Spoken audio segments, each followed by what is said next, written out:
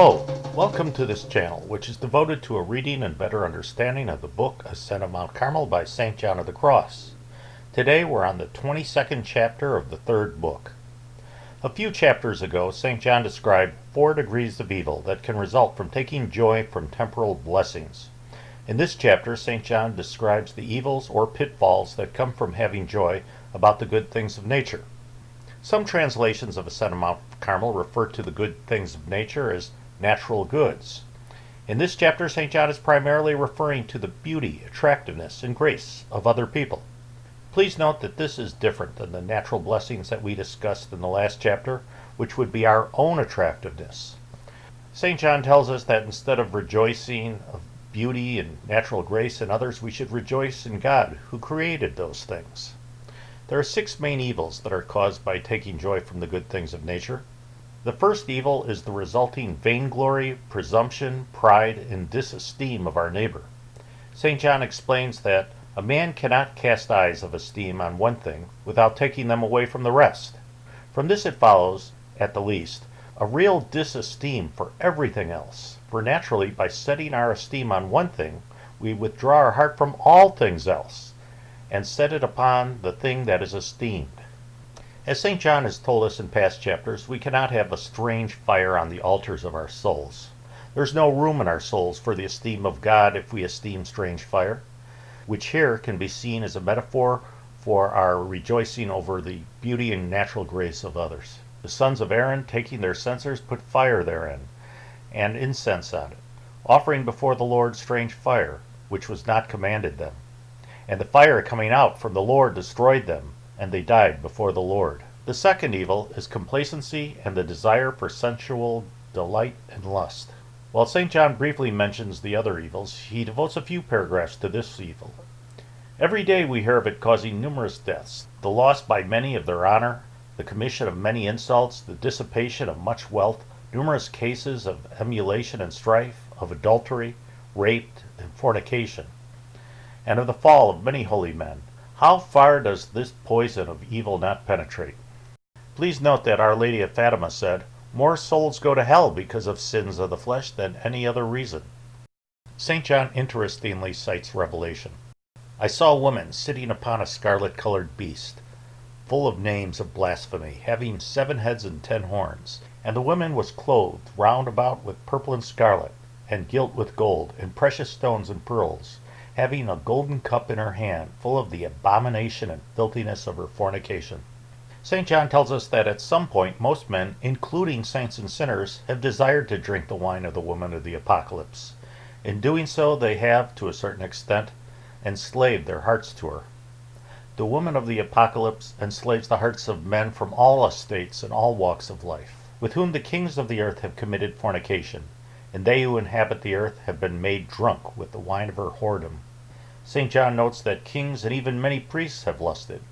He cites Daniel, where it says, "There shall be in the temple the abomination of desolation, and the desolation shall continue, even to the consummation, and to the end." Must be the same old thing that made a preacher lay his Bible down.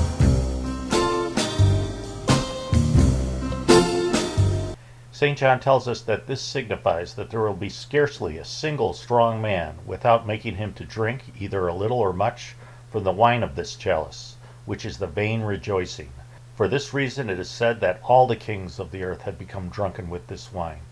For very few will be found, however holy they may have been, that have not been to some extent stupefied and bewildered by this draught of the joy and pleasure of natural graces and beauty.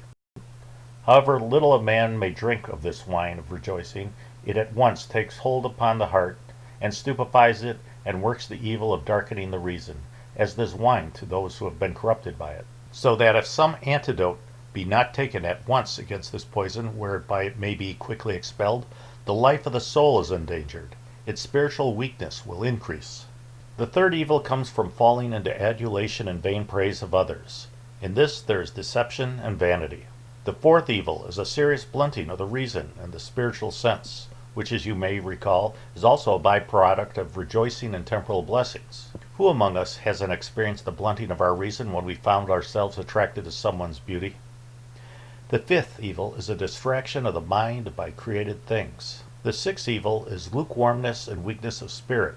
St. John does note that lukewarmness can have other causes besides rejoicing in the good things of nature. However, when we do take joy in someone's beauty, this is apt to reach such a pitch that a man may find the many things of God very tedious and troublesome, and at last even come to abhor them.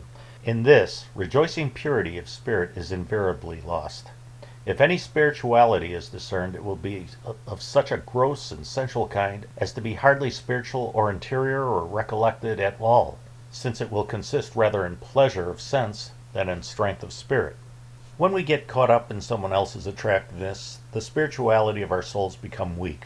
The longer we dwell on the person's beauty, the more difficult it will be for us to regain our footing and spirituality, even when we don't fall into something as serious as fornication.